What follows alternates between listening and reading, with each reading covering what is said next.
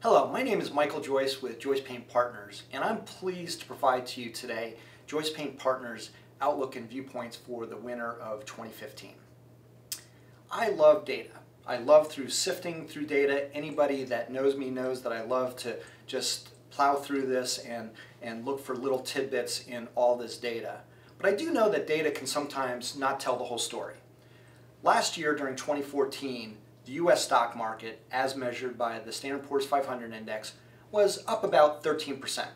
But those numbers were a little bit misleading because it was only a really narrow band of some of the largest stocks in the stock exchange that really powered that index. The average stock had a return in the low single digits. Moreover, there were other asset classes that had much lower returns, or in some cases like international equities, had negative returns for the year. So, if you weren't up as much in your overall investment portfolio as were the returns in the S&P 500 index, you can join the club because hardly anybody was up as much as the S&P 500 last year. And the reason for that is because everybody has at least some diversification in their portfolio. They do have some money invested in other asset classes which may do better at other times. If you look at this periodic chart of asset class returns, you'll see that over time, over a 10-year period, you're going to see various different asset classes moving all over this chart. Moreover, there's periods where some asset classes don't do well for a period, and then there's some of the top performing periods, asset classes in other periods. So they enjoy a regression to the mean, which is a pretty powerful force. One of the biggest forces over the past couple months has been the precipitous decline in oil prices. Oil prices are down about 60% since June. And if you saw this drop in oil prices coming, I would like you to come and work for JoycePayne Partners and bring along your crystal ball, because we certainly didn't see that coming.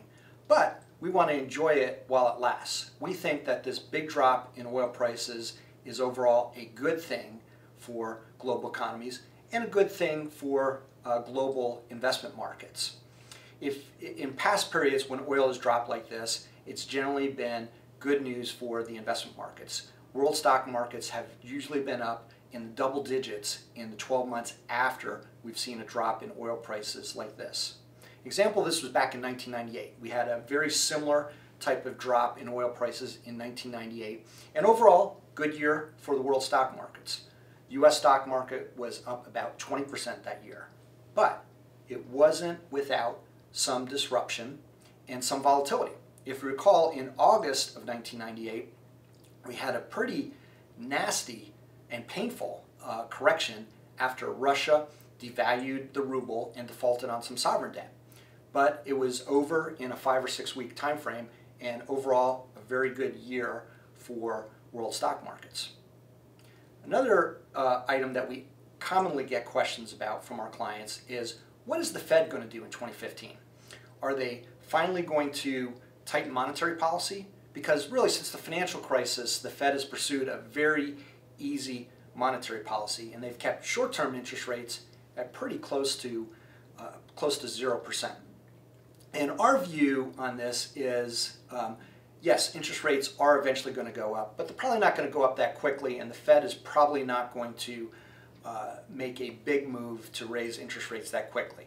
They have already started to ease up a little bit on their quantitative easing. They're not buying Treasury securities. They're not buying mortgage-backed securities. But there's other factors in place. Some other parts of the world, such as Europe, are experiencing a lot lower growth. And we're also seeing another factor keeping interest rates low in the United States, and that is we have a lot of foreign buyers, a lot of foreign central banks, a lot of foreign investors who are buying U.S. Treasury securities because their own currencies are really getting battered at this point in time. So they want to buy U.S. dollar denominated securities, and the most liquid of the U.S. dollar denominated securities is U.S. Treasury debt. At JoycePayne Partners, we are cognizant that interest rates will eventually rise. We just don't know when. So in our bond portfolios, we are keeping our durations low, which means that we're keeping the interest rate sensitivity of our bond portfolios low. And so we will not be impacted that much when interest rates do eventually rise.